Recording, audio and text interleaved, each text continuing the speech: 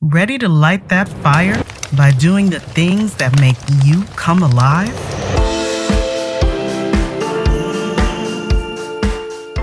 Welcome to Health Raisers, a podcast for wise women. I'm your host, Dr. Nadine. I left a soul-crushing medical career full of bad news and evolved into a joyful health integration coach, helping hundreds of women find their healthy.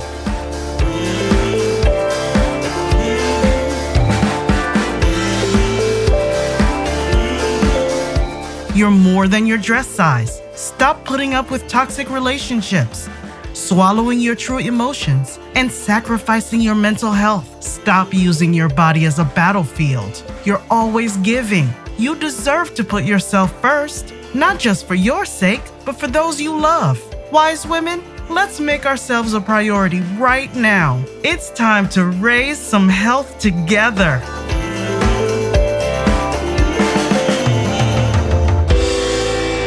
Hello, wise women. I'm thrilled to introduce today's guest, Maureen Murphy, my voice coach, friend, and an exceptional professional vocalist based in Nashville. In this episode, we dive into how Maureen navigated her career's ups and downs by maintaining her social, emotional, mental, physical, intellectual, and spiritual health. Maureen's a true powerhouse. She has years of experience as a live and studio vocalist with Grammy award-winning artists. She is also a vocal coach and sound healer. I can't wait for you to hear her wisdom and insights.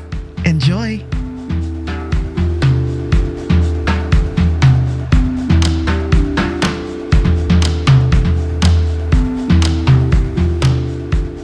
I'm going to begin by welcoming the incredible Maureen Murphy to the show. We're going to take a wonderful trip through exploring what holistic health, taking care of your physical health, your mental and emotional health, your social health, your intellectual, and your spiritual health as a successful musician. You and I have had so many conversations because I have been so fortunate to be one of your students. And it's through our lessons together and the talks that accompanied the lessons that I felt like I wanted to take this opportunity to have this recorded because I've never met someone quite like you who thinks about all of those aspects of keeping herself healthy in a very challenging, what I would think is a very challenging career path. And it would be difficult to keep your eye on being a healthy person and not getting caught up in the rat race of it all, of having to work, and kind of setting everything else aside. But it sounds to me like you've been very particular and very,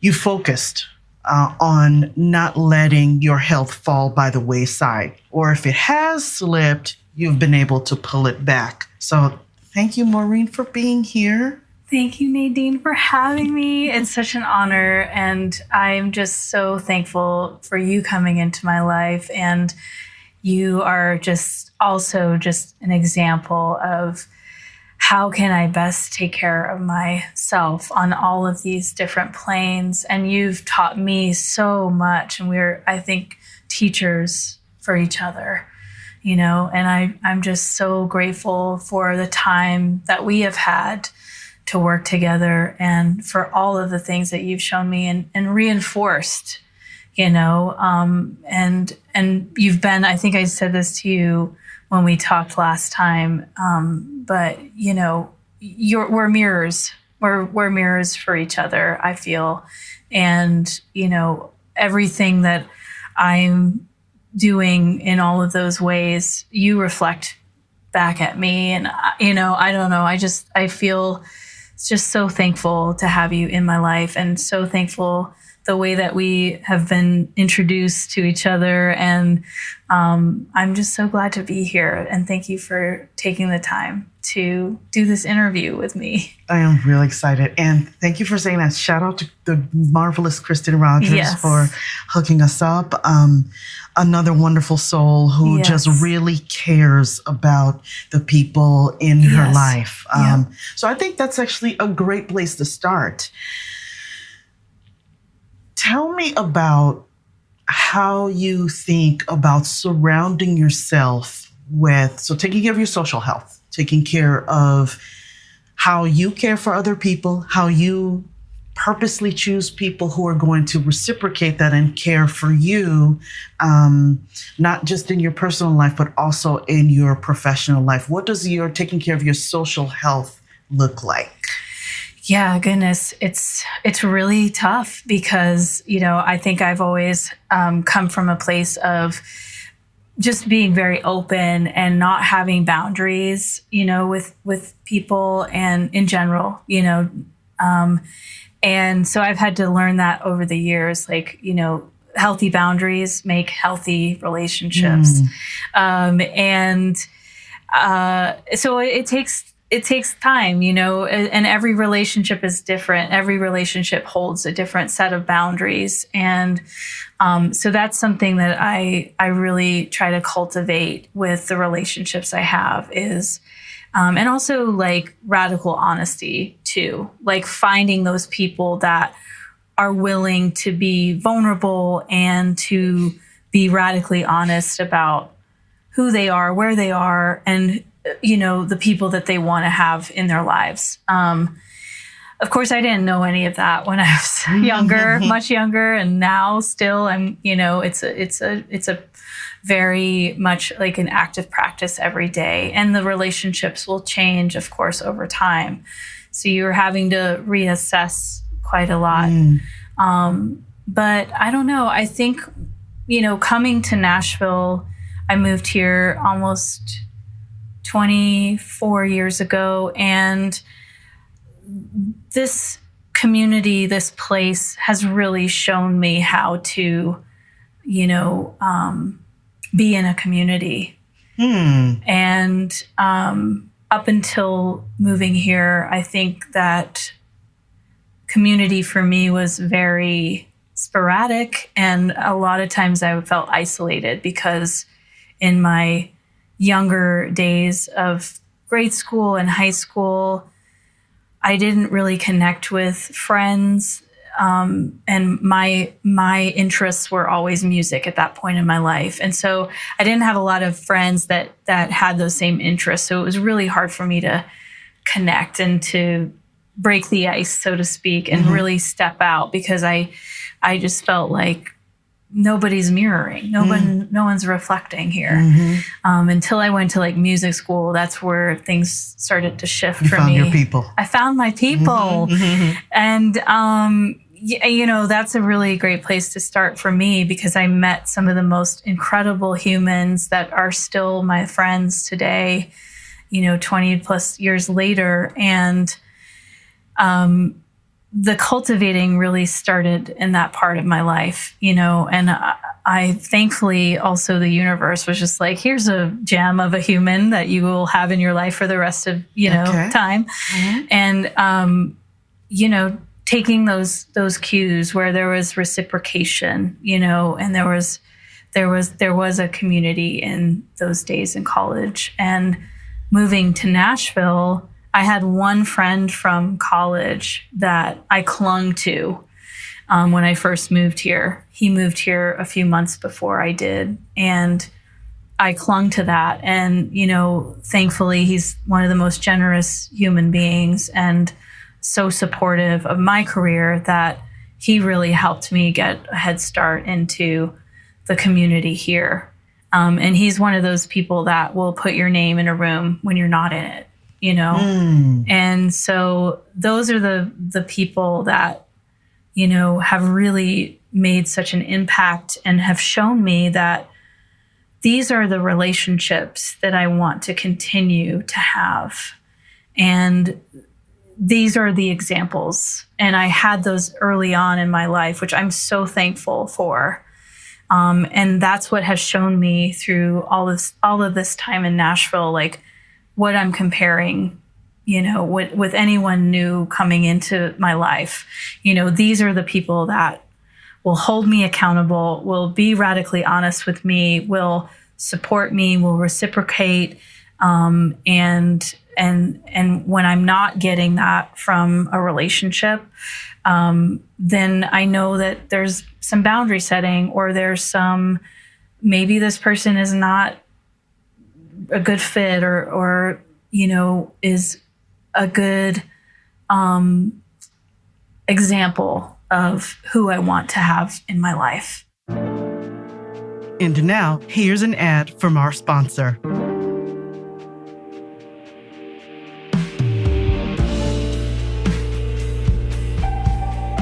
In the mood for coffee, tea, yummy pastries, or cool swag? My friends at Infusco have got you covered. Infusco Coffee Roasters is a cozy neighborhood coffee joint in Sawyer and St. Joseph, Michigan. Infusco stands for a healthy community. They craft irresistible seasonal drinks, sourcing local artisans' products. The flavors shine from quality ingredients, and their beans are roasted on site. They do not hide behind tons of sugar. Every time I go, I'm greeted by my name with a smile. Bad service is just non-existent. It feels like stepping into a friend's living room. They keep it personal. Old school, eclectic coffee mugs on the wall, fun merch, including stickers designed by artists, t-shirts, and sweatshirts. It's the perfect place to get to know your neighbors and chat with tourists. You will always find people deep in conversation. Special events keep it fresh. Community, health, the heart of Sawyer. That's Infusco. I hope to meet you there.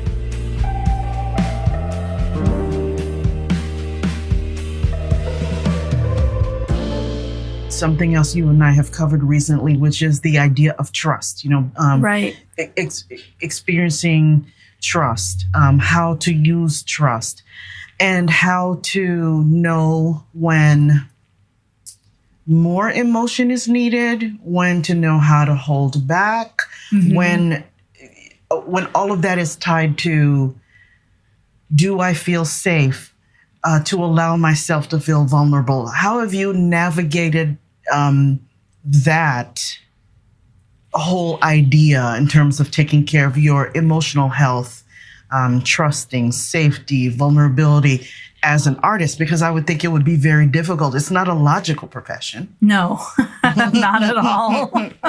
Yeah, it doesn't make any sense at all to do what we do, and I think one thing that really helped me be discerning was to really start to look inside myself. And I think I went for so long not having the tools to love myself. And, when there was a time when I was in Nashville, several years down the road of me moving here, where I kind of hit a crossroads, and I really had to choose whether to look at myself and heal myself or don't.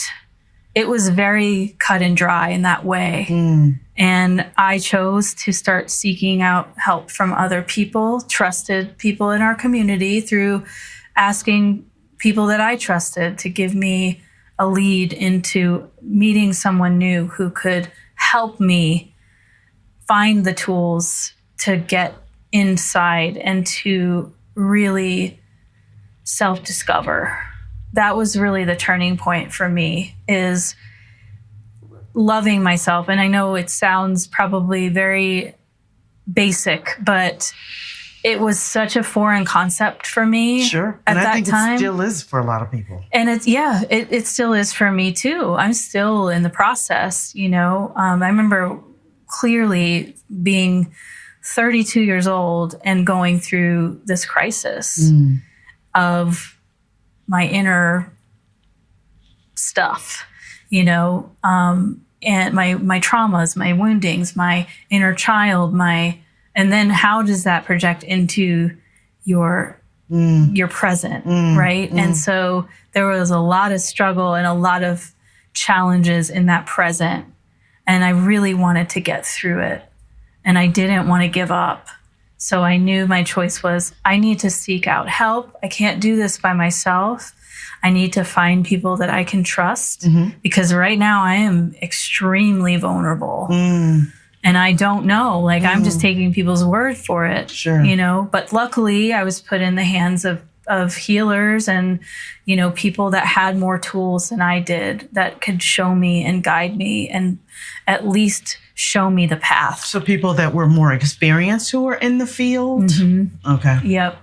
I was specifically looking for a Reiki master because I had been exposed to Reiki when I was much younger. I actually had a neighbor who studied Reiki and the benefits of, you know, what it can do for your nervous system, for your spiritual life, for so many different things. And so that was all I kind of knew at the time when I was looking for someone. I was like, Reiki, I really had a great experience with that. And I was like, this is, I think, a good direction for me to go in. Okay. And at the time in Nashville, there was nobody here that was doing that. You know, it again, like I'm probably going to use this word a lot, but it was very radical in the, you know, being in the South, like to have modalities of healing like that. It just, people would say Reiki and they would be like, what is that? I've never heard that word, you know? So it was hard to find people that did it, but they were here. And of course, we didn't have, totally aging myself now, but we didn't have Google and we didn't have all those things when I was that age. So I had to word of mouth, you know? And so I did find someone who was a certified Reiki master, and that was the intention going into meeting with her for the first time. We were going to have a Reiki session, which usually means there's no talk therapy. It's all energy work. And it morphed into so much more after meeting her, you know, and she could tell that there was so much, you know, that she knew that she could show me. So we did some Reiki, but there was also some talk therapy that we did.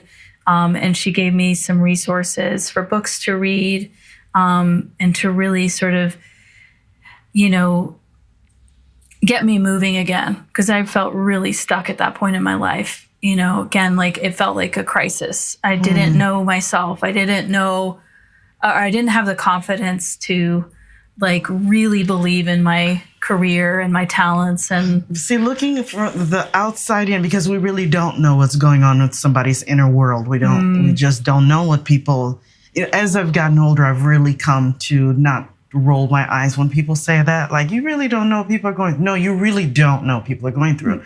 So from the outside in, it looks like, you know, going through your biography, I'm like, look at this incredible, confident, accomplished person. How could she not be confident? So what made you, what was the crisis? Was there an impetus? Was there a particular event that catapulted you into looking for help? Yeah, I mean, I really remember being just very depressed and very doubtful that I would have success in my chosen career.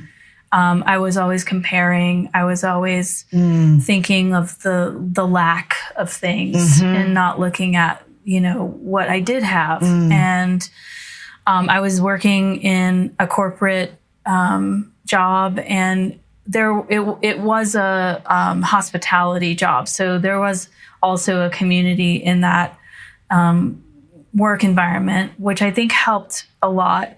But it was corporate, you know, it was like, I'm doing math every day, which I was like, I don't want to do this, you know, this is not what I thought my life would be here.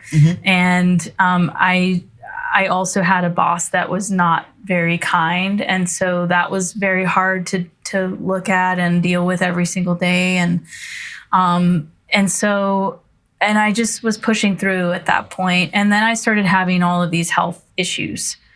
It was one thing after the other. The last 4 years, I was at that job for 7 years, climbed the ladder. My last 4 years there, I started having major health issues, which I have never had in my past.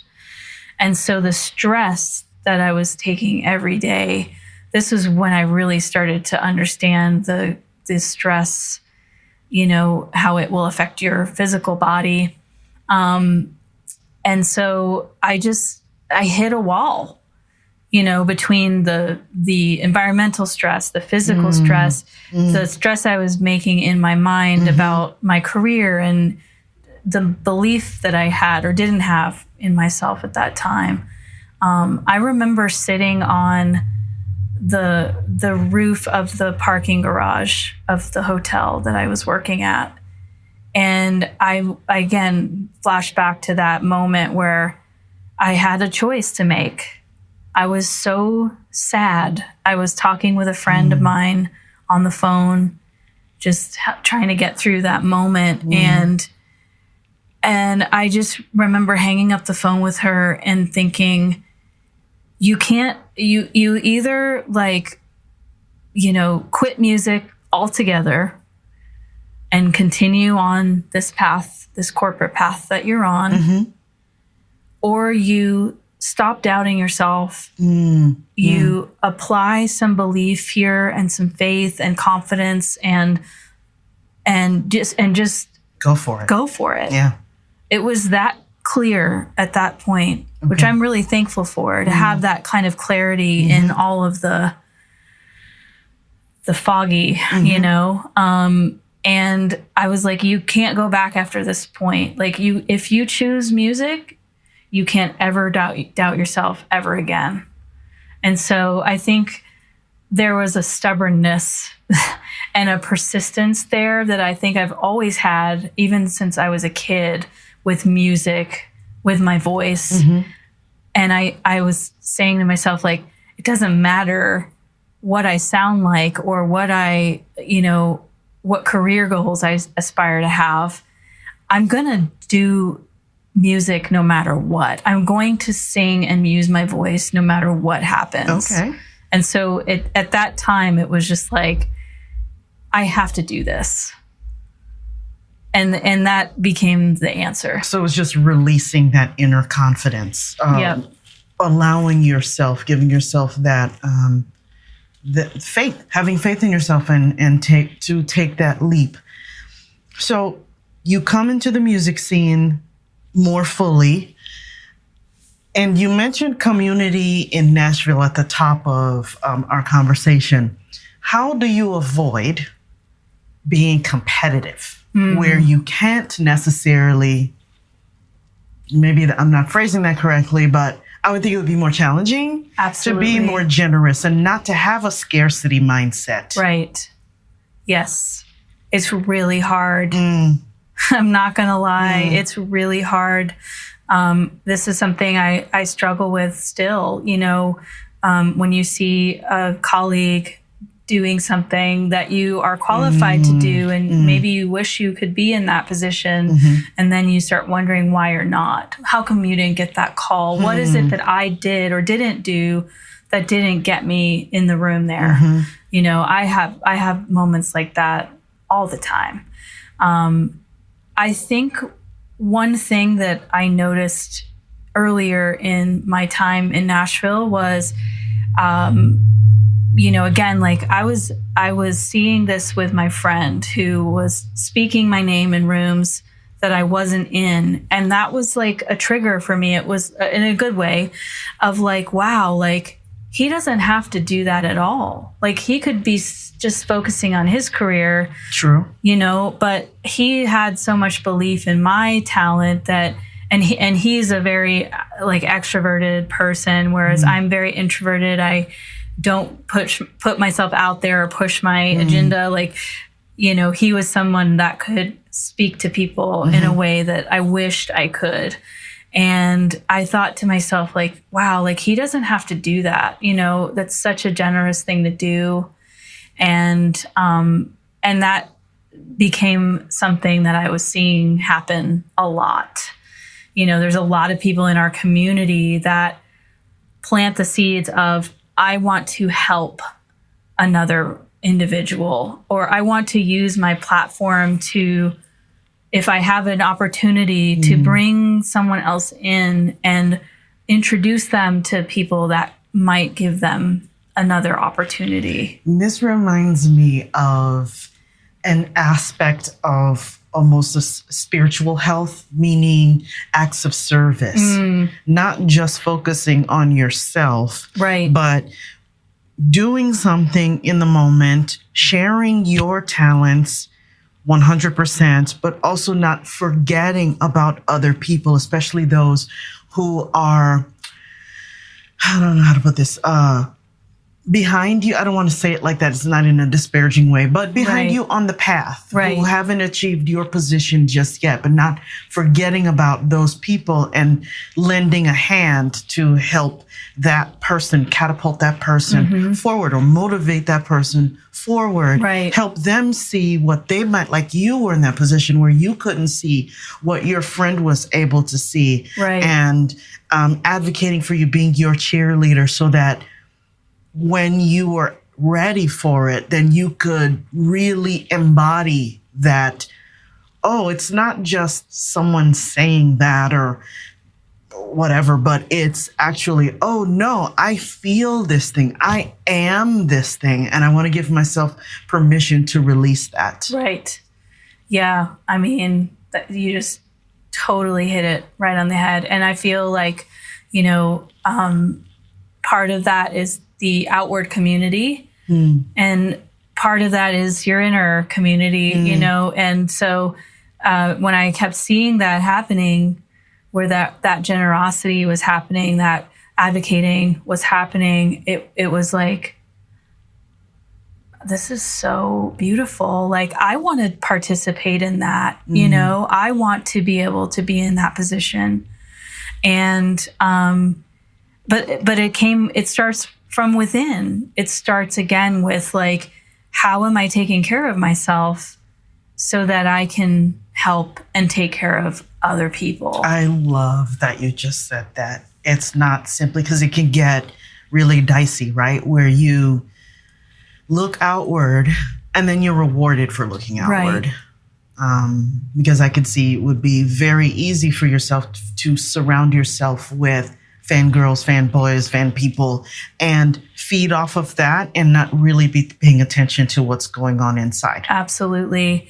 And that's a false confidence, that comes with that. And, all of us are seeking that approval from our peers. All of us are seeking that validation, but it's temporary. It's so superficial, and it's wonderful to hear those things coming back at you, like a kind compliment or whatever it is. But it's not going to last you. It's not going to be able to carry you through. The confidence that is sustaining is when you walk into fear, when you take the risk and you keep going into that risk and you keep showing up to the fear. That's where the true confidence comes. So this reminds me of a story you told me a little while ago about being in a circle of extremely accomplished, like OG singers in the area, people who've been very successful in the business. And here you are feeling a little bit green. Like, how did I get here? Why am I in this circle of these powerful women singers? Like, what am I doing here? Can you tell the audience that story? Yeah. So I remember having one of my bigger sessions in Nashville. This was in 2014. And this was my big defining moment in Nashville in my head. I was like, I've never had an opportunity at this size with this artist, this grand scale of an artist, this major artist.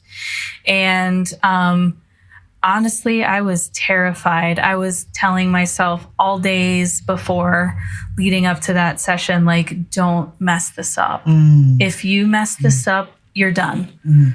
and again, it's like creating that trust. This person has never heard me or seen me work in a session before, this artist. And if I don't give a good impression, then this could be it. And word will get out and I won't have a career here anymore. Wow, like I put all that pressure on myself. Put on yourself. It's ridiculous, oh my right? Goodness. All he went by was word of mouth, again. And so anyway, I walk in. I don't really know who is going to be there. I just know the artist is going to be there, the producer, some of the band members who I was familiar with. So there was a little bit of like familiarity. Like I wasn't completely walking into strangers. But what I didn't know was that I was part of a choir and there were going to be other singers there. I did know that part was happening. I just didn't know who it was. And I walk in and I see Odessa Settles, who is one of the most revered, accomplished, respected, one of the most illustrious voices of our time. And especially here in Nashville, like she is royalty. The queen. The queen. And, I walked in and I was just like, my jaw was on the floor, and I was like, oh my gosh, I really can't mess this up now, and it was such a beautiful moment. Like I remember going over to her and again, like being an introverted person, I never want to like be in anyone's personal space. Like I'm very protective of my own in that way. So so I was like, let me just try to like ease my way in. And of course she was just like, come and hug me, and you're like, what I is know. happening It was just right now? so insane. And I was like, I'm hugging Odessa Settles. Like, this is so wild. I never could have dreamed this up. And then, I look around the room and there's Daryl Scott and there's John Cowan and there's Sarah Dugas, who's an incredible, gifted. All of these people are just so insanely talented and revered. There's Jason Eskridge, who's become a great friend, one of my best friends in Nashville, who's also just one of the most amazing vocalists. But turns out he's also one of the most incredible human beings that I've met here. And, it's just like all of your heroes, and you're singing at them in this room. And it was such a spiritual, all of the pillars that you have, it was hitting all of those things, and, thinking about the before and after of that day, going in there, I was terrified. But I did know that I had a skill set. I did know that I could do this. There was a confidence in my skill and my ability and just the sounds that I could make to a certain extent. It was there. It was small, but it was there. And that's what kept me going into the fire. That's what kept that stubbornness, that perseverance was like, I'm maybe not the best singer or the worst singer, but I'm somewhere in the middle there. And I'm going to go with that. And I'm going to just walk into these terrifying situations in front of all my heroes. And I'm going to give every ounce of myself. And the session was over. And it was one of the most incredible experiences I had.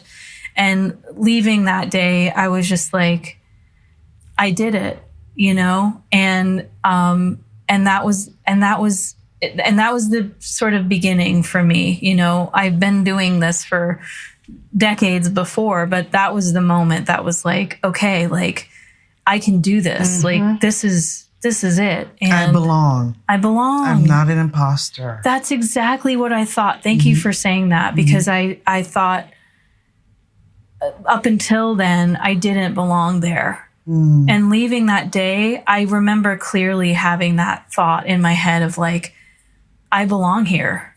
I was made to exist in these rooms and be in these places with these heroes of mine.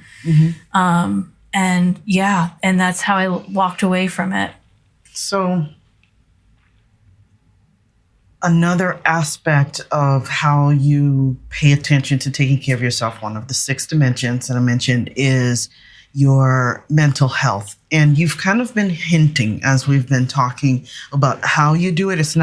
It's within yourself, but I've also heard you talk about seeking help from others who may have more experience, know a little bit more than you, that you can trust so that you can elevate how you're taking care of yourself in that particular way. So the career that you've chosen, and before when I said I meant that it's not a logical profession in terms of like, you're not sitting in front of a calculator, you're not a lawyer. Yeah. So how have you managed to, in a career that can test you consistently, why do you belong here? Why should you? Who are you to be? And to sustain the career that you've sustained, how have you navigated taking care of your mental health? I think the word that comes to mind is adapt. Like we have to adjust, we have to adapt. Like that's the number one move for anybody that's coming into this career, because we don't have a roadmap. We don't have it planned out. Yeah. Like if you go to medical school or if you go to become a lawyer, like there's a path, there's a planned out, here's the steps. And then that's when you get to the finish line. Yeah. We don't have anything like that. So I think it's always been about pivoting, adapting, and the same goes with the mental health. Like, I think having the self-awareness and knowing, like, if something's not quite working, like maybe you've found a new therapist or a new healer that you're working with, and maybe something is just not aligning in that relationship. It's like, well, let me try this other method, or let me ask around and see if there's someone else who specializes in this. So there's a lot of adapting there too, that again, like it's those relationships that you really need to, have that adaptability, that if there's a boundary that comes up and someone's not able to meet you halfway or reciprocate, then we make a choice. It might be time to move on and do something different, And you can't do that without one of the things I admire so much about you, which is I'm going to dare to call you a lifelong learner. A person who's curious, a person who is not afraid to make mistakes, who acknowledges her frustration and knows how to manage it. A person who, and I'll say it again, a person who's curious. So those are examples of how, or pillars of how to take care of one's intellectual health. And so that's what I'm making that observation, that it sounds to me like you are able to sustain an intellectual curiosity and to ask those hard questions and to also discern. Just because it was working before doesn't mean it should still be working right now. If this isn't feeling right, what adjustments do I need to make? Where can I seek the help that I need to advance myself in this particular regard? Right. Yeah. And honestly, I think that I've learned to do that through the voice work. And the voice work that really has appealed to me is evidence-based. Okay. So I've been applying a lot of the voice work to my personal life and making those adjustments based on the evidence, based on the data that I've collected. And that goes with relationships, right? And man, I've made some not some great discernments, but we all struggle with that because we're sometimes faced with relationships with people that can't face themselves and they can't be honest with themselves. So how could we expect them to be honest with us? And so you've said something so important there. And that to me sounds like someone who's showing empathy and releasing judgment. Yeah. And a great way to do that is with evidence, and it sounds so weird and impersonal to think of it like I'm collecting data of this relationship, but it's really what can help you determine, and what steps you need to go and how you need to adapt. And when you are an empathetic, sensitive, creative being, evidence is not what you usually go to. It's like a creative person, I feel like, will let it just flow and let it go and let it be and just let it live and let it breathe and let it do its thing, And I think that I still am in that. I embody that in a lot of my life. But through the voice work that I've done and through the learning and the curiosity, the thing that has really changed how I view my gifts, how I view my voice, how I view my relationships, it all comes back to the evidence. And it's really helped me to know like what direction I need to go. And also giving myself a little bit of like,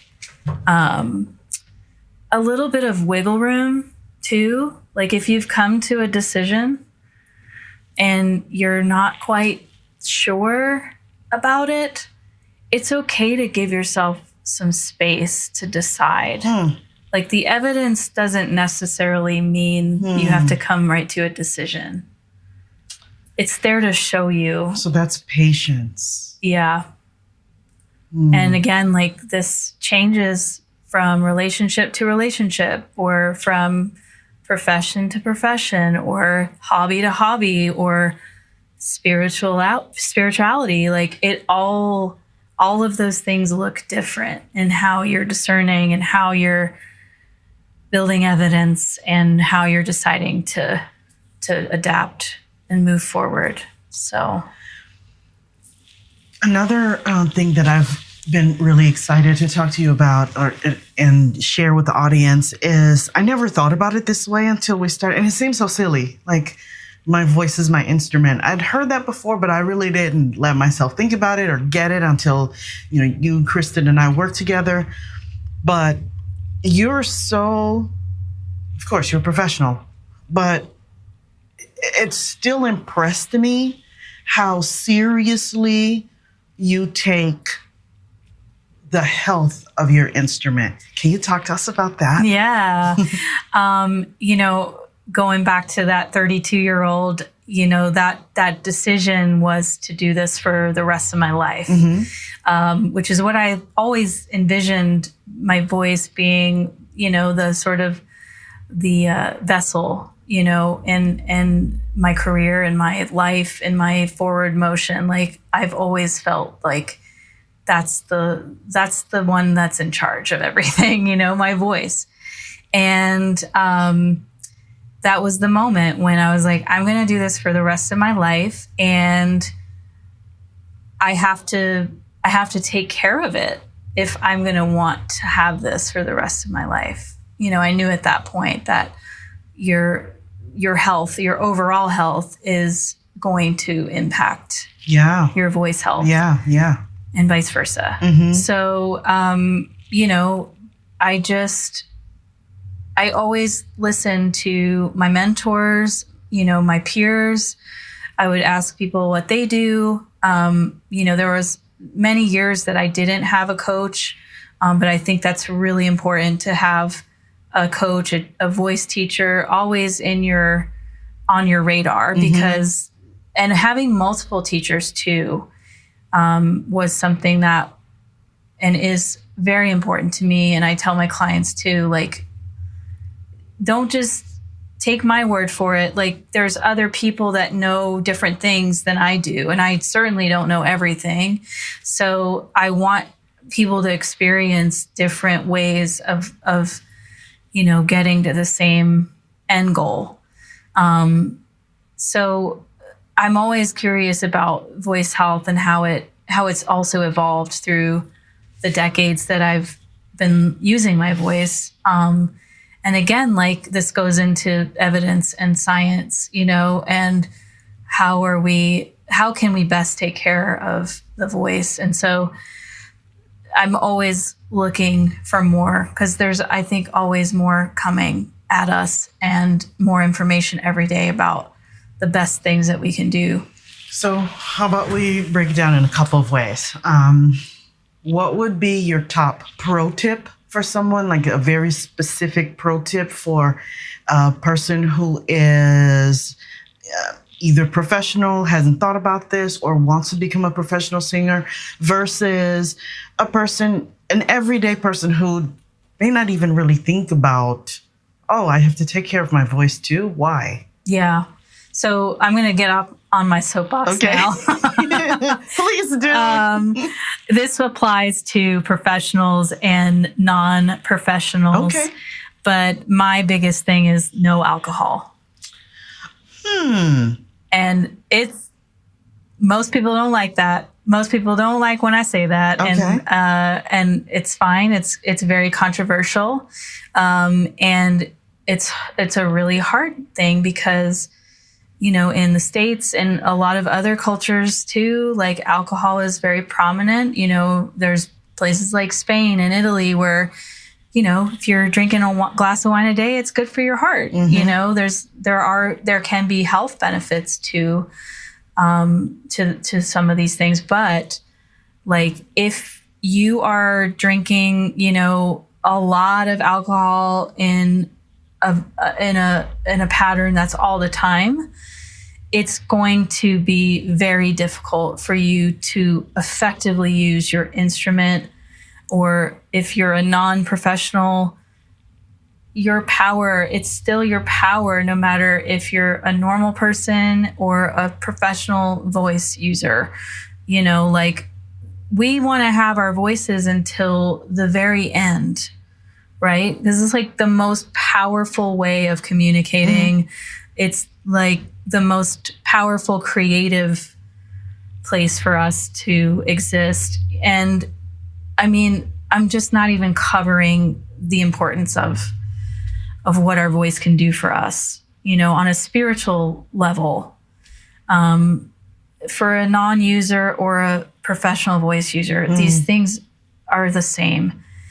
And alcohol can really have a damaging, detrimental impact on the way that your voice can function in the moment and down the line. It can really have a damaging effect on the voice.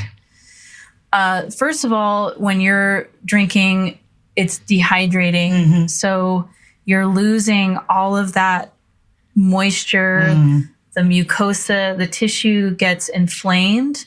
So you're just getting into this perpetual cycle of dehydration. Any amount of water that you're intaking is not going to do much of anything.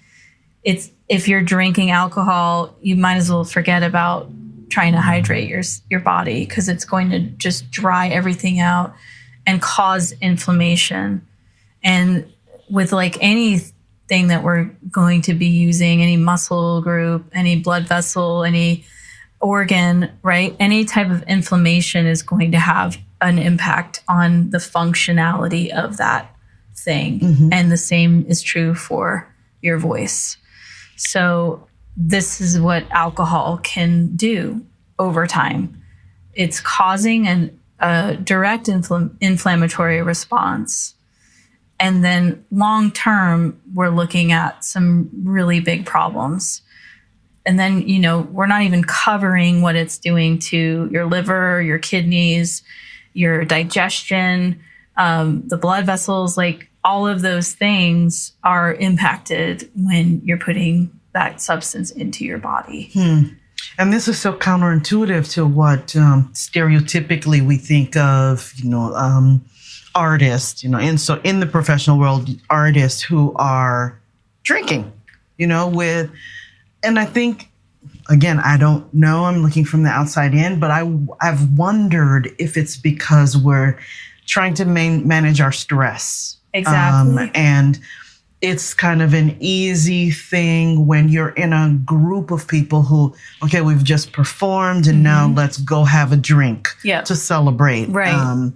And again, you're socializing that way, but you're also mitigating stress that way. Yeah, absolutely. It is a tool for some folks to handle the stress, to handle the anxiety, to handle the triggers of fear to our nervous system when we're stepping into a scary environment. And that is the stage. Even when we like to be up there and it feels safe, the changes to the nervous system and the neurological connections that happen when we go from in the green room to the time we're standing on the stage in front of 10,000 people, that's a wild thing to do to your body.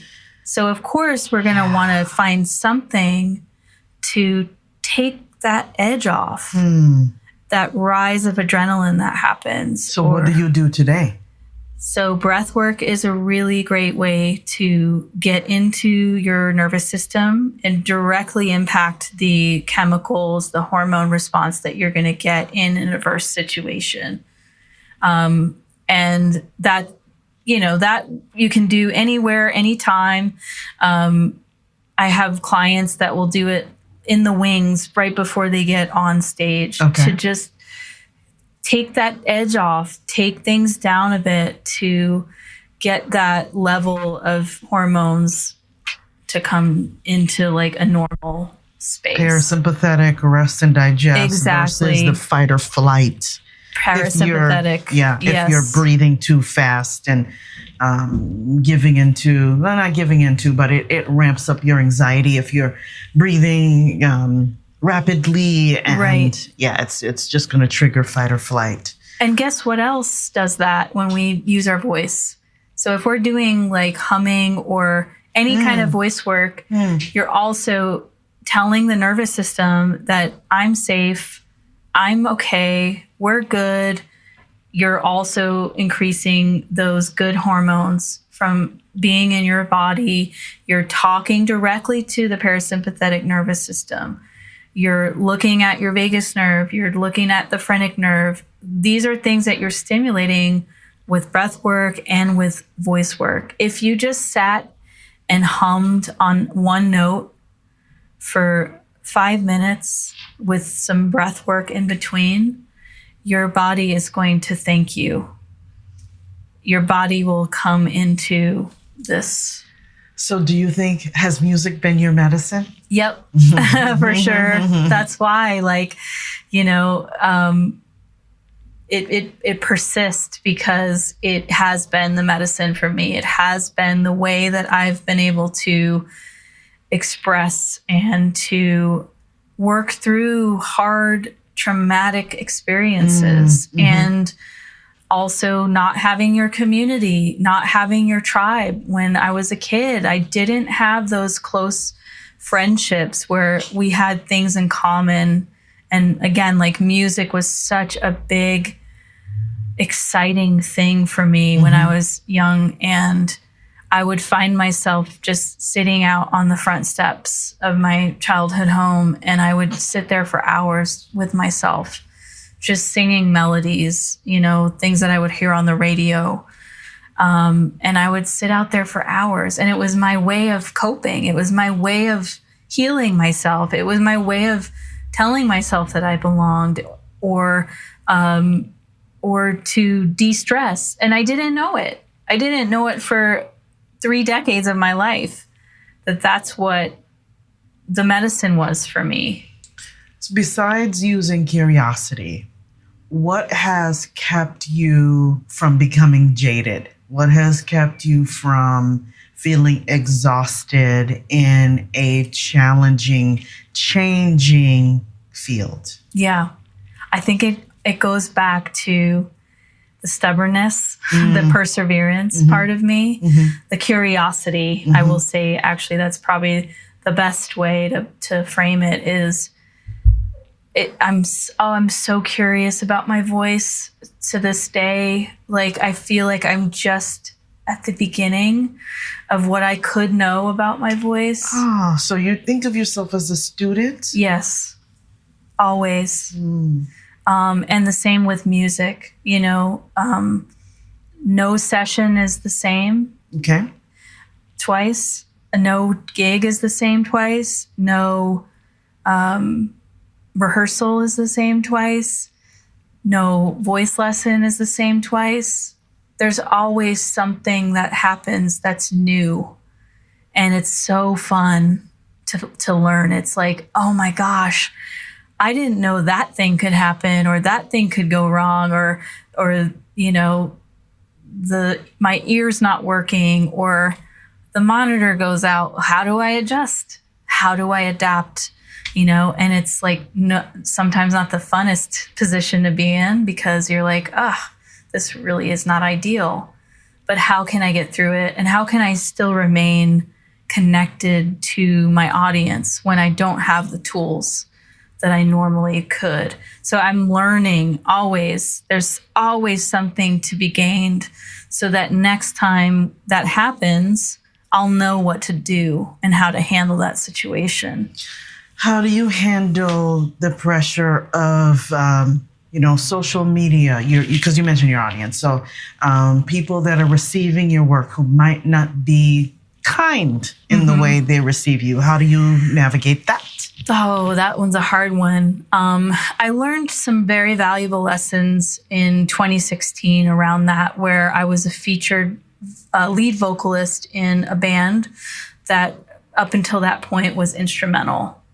So their whole fan base knew them as instrumental, no vocals. So now you're asking the people who are their top fans who want this, and now you're gonna change it. How dare you? Yeah. So I got some great, beautiful, loving, feedback and fans for life that were truly grateful for the contributions. But there were also the negative ones, and they were loud. They were very loud. And the big lesson was, I was standing on stage at Red Rocks. This was the first time I've ever performed there, and Red Rocks is one of the most coveted bucket list venues for a musician to play. And the history that has been there before you, and it's just the Holy Grail. Yeah.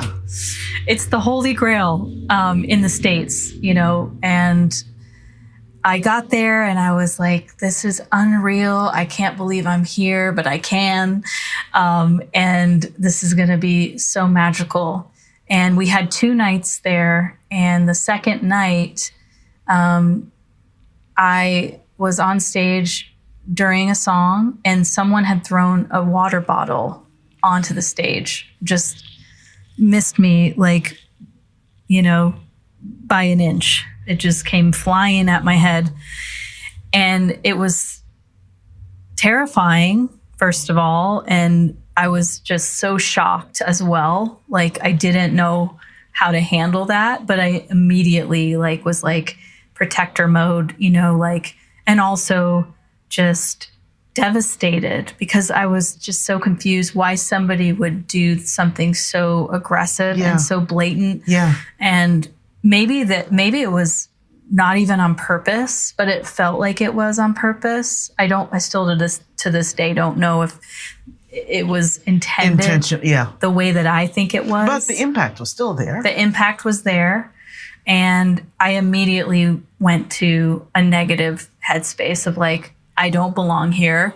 They don't like me. They're obviously upset that I'm on the stage. And the whole band reacted to it as well. And I remember the guitar player, who is one of the sweetest, kindest, gentlest humans, very introverted. He had the biggest reaction, and he was cussing out loud.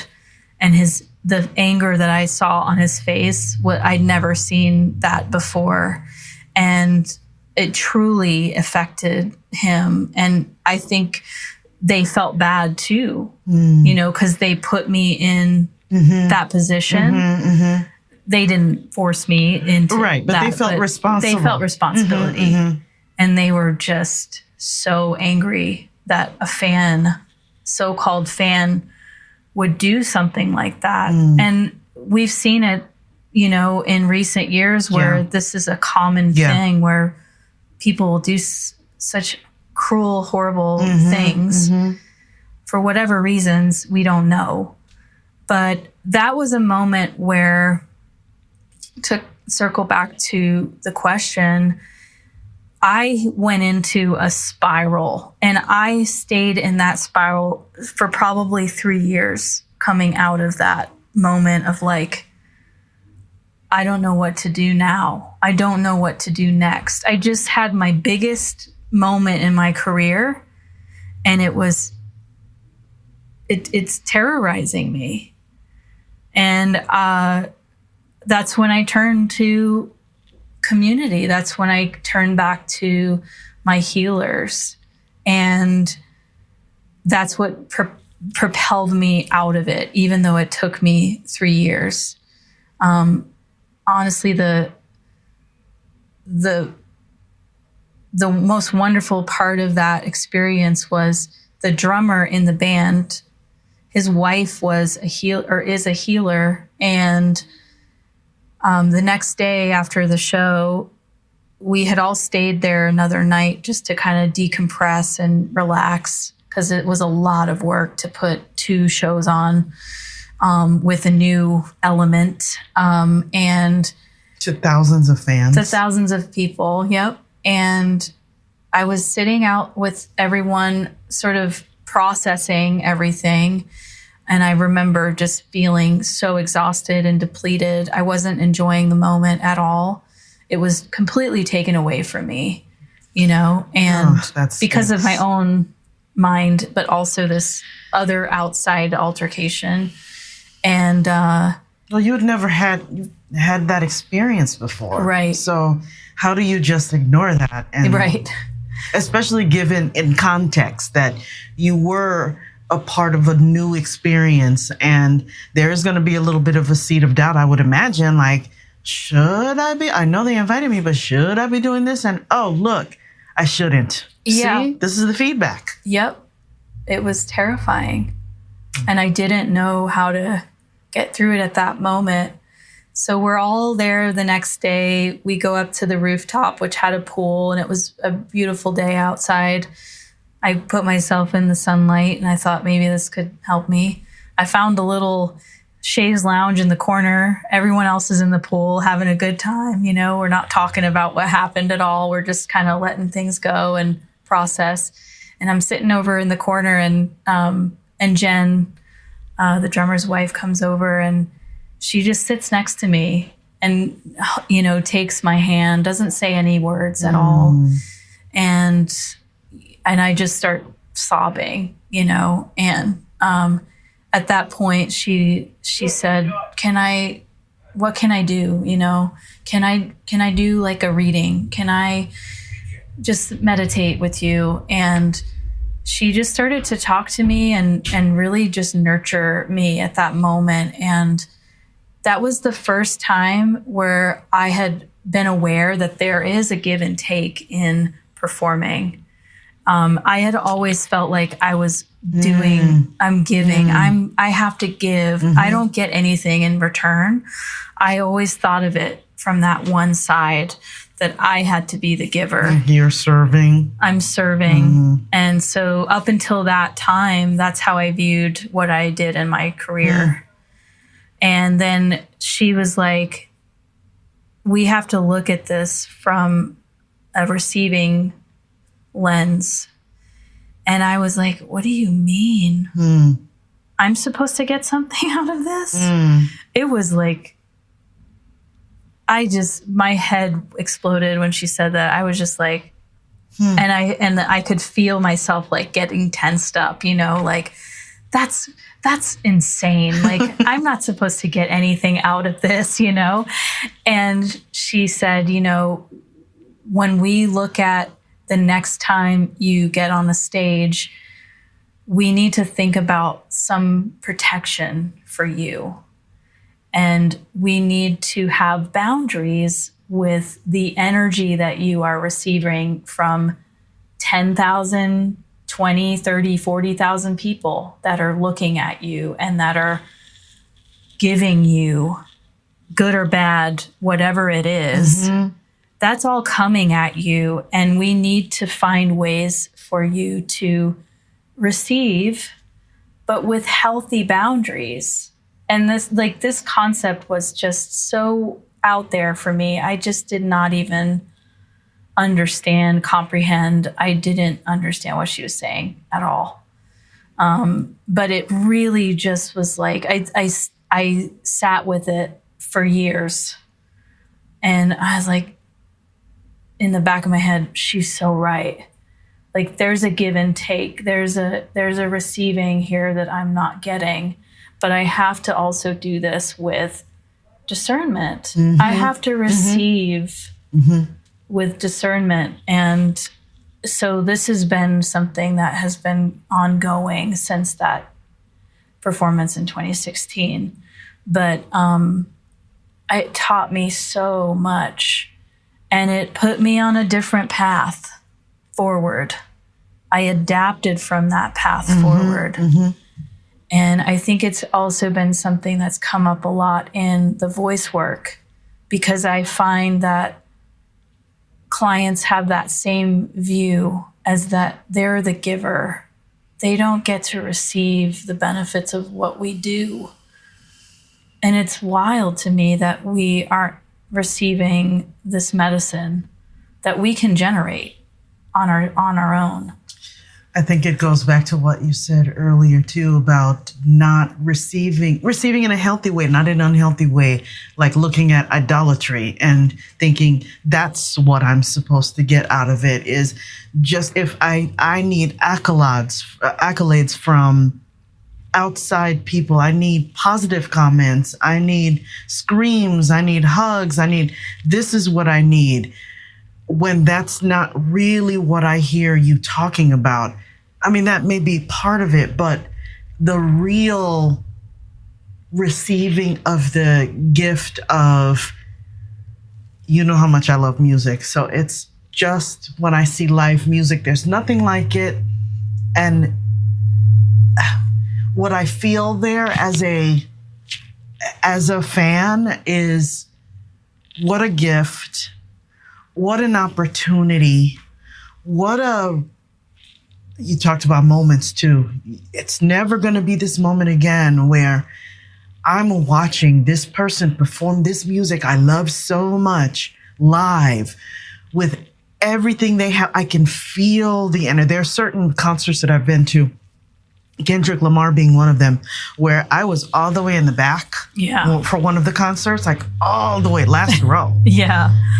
But I could still feel the giving. Right. And I could feel so much gratitude and relief and connection and like nothing else mattered. And that's kind of what I hear you saying, like the receiving of that gift from a concert goer, from a fan, from a student who's like, I can just be myself here. It can be just about being two people. Right. It can be communing. Totally. Being in community, being together at this moment. In this beautiful, expressive, unique way. The artist gets that too. I hope so. Yeah. Because sometimes I feel like a small, insignificant voice like, Kendrick can't see me all the way back. You know what I mean? But I hope that he can feel from his fans, not just the superficial stuff, right, but the deeper, like, I wouldn't be able to experience this if you weren't willing to share it with me. Right. Yep. And get me through some hard times too. Absolutely. And get me through some great times. Absolutely. And anywhere in between. Yes. Absolutely. So, what a rich conversation. I'm so, so grateful. I'm so grateful for you. Me too. I could talk to you all day long. I could keep going too. But I want to get to the one of the juiciest questions, which I ask all of my guests. So in this moment, having learned everything you've learned and adapted and willing to keep adapting and adjusting, what is your personal definition of what it means to be healthy in this moment? Oh my goodness. My definition of being healthy in this moment is, I want to say, protecting peace. I think that's been an ongoing theme for me. And that's a big umbrella, but I think it starts with feeling okay being alone, being by yourself for me. That feels like the best way to cultivate peace in my life, to really be safe with myself, safe with my body, safe with my voice. For me this year, I've actually been learning so much about receiving again. And I have been able to,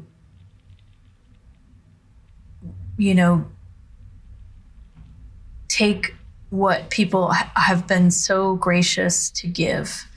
And that's always been really hard for me to say, I'm going through a really difficult time right now. Would you have a moment to chat, or could we just sit with this for a moment? And to have someone say, of course, how can I support you? I have so many people in my life that are willing to do that with me, and me for them. I'll do that with them. But I've just been really trying to sit with that and know that it's okay for me to receive. And so I think this year that's been the biggest thing, besides, protecting the peace. The best way for me to health has been to just let people embrace me and say, how can I be there for you? How can I show up, and trust that they really mean it, and trust that they want to be there, but the knowing is they do, and so it's that. I think that's what it's been like for me this year. That's the best way that I can describe it, is that's what's bringing me health this year, is receiving. I'm so grateful for you, Maureen. I hope you can receive that with every fiber. I do. Since we met, I just can't thank you enough, because you've always been that in my life, and I'm just so, so grateful. And I hope that you are receiving that from me. Thank you. I will, and I do. Yes.